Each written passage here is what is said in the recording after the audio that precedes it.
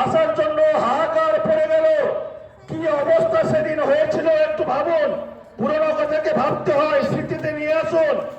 আর বড় লোকের বাবুদেরকে একদম এয়ারলাইন্সে করে সরকারি টাকায় তাদেরকে করোনা সহ দেশে ফিরিয়ে আনলো।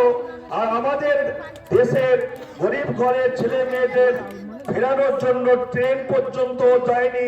লাখো লাখো মানুষ জমা হয়েছে, তার উপরে বন্দুক চলেছে, বহু মানুষ মারা গেছে। যেটা আপনাদের মনে আছে তো?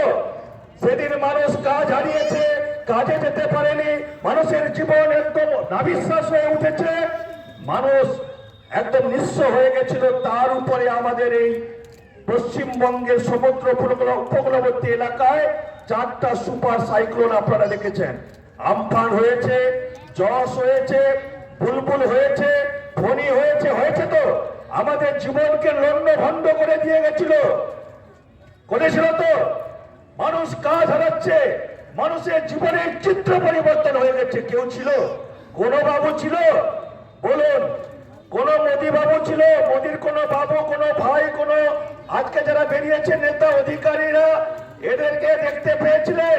একমাত্র নেত্রী মমতা বন্দ্যোপাধ্যায়, দেবী দুর্গা দুর্গতি নাসিনী, তিনি দশভুজার আকার ধারণ করে সেদিন নিজের জীবনের তোয়াক্কা না করে চীনের প্রাচীনের মতো একদম পথে নেমে মানুষকে পরিষেবা দিয়েছিলেন এবং সকলের জন্য খাদ্য এবং নগদ টাকা অ্যাকাউন্টের মাধ্যমে ঢুকিয়েছিলেন। হাকিরা বলুন, হাকিরা বলুন।